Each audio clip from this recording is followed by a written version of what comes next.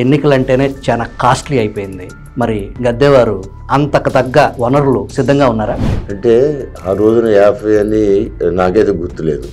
ఆ రోజున ఈ రోజున నిన్నటి ఎలక్షన్ వరకు కూడా నేను ఒక ఓటుకి డబ్బులు ఇచ్చిన సందర్భాలు అయితే నాకు ఎప్పుడూ గుర్తులేదు. 7 ఎలక్షన్ చేశాను. మీ ప్రస్తుత ప్రత్యర్థి దేవినేని అవినాష్ డబ్బు సంస్థలతో సిద్ధం అంటున్నారు.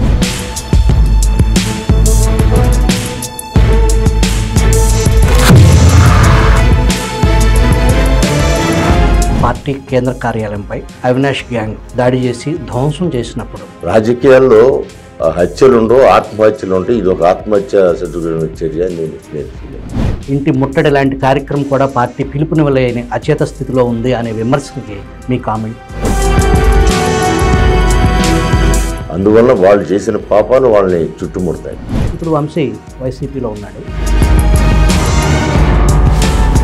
ఆయన పార్టీ మారినప్పుడు కూడా నేను పెద్దగా అనుకోలేదు, కానీ ఆ తల్లి లాంటి ఒక తల్లిని అనకూడని మాట్లాడిన తర్వాత అది ఒకటి చాలా ఆయనకి మెడకి బిగుసుకోవడానికి.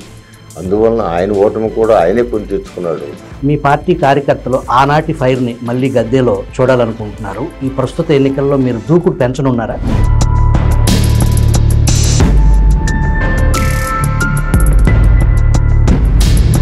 గడిచిన 5 సంవత్సరాల జగన్మోహన్ రెడ్డి పాలనపై ఆయన చేష్టలే మాకు సహాయం.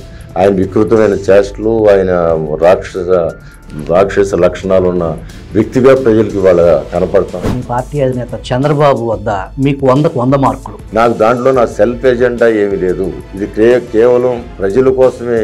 గుణదల గంగిరెడ్డి దిబ్బ మీద తెలుగుదేశం రంకె ఎప్పుడు వేయబోతుంది?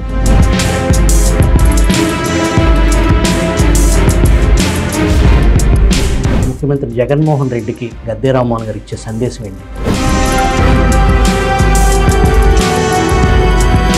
సో అది ఒక లెక్క. అందువల్ల జగన్మోహన్ రెడ్డి గారు వచ్చిన అవకాశాన్ని దుర్వినియోగపరుచుకున్నారు.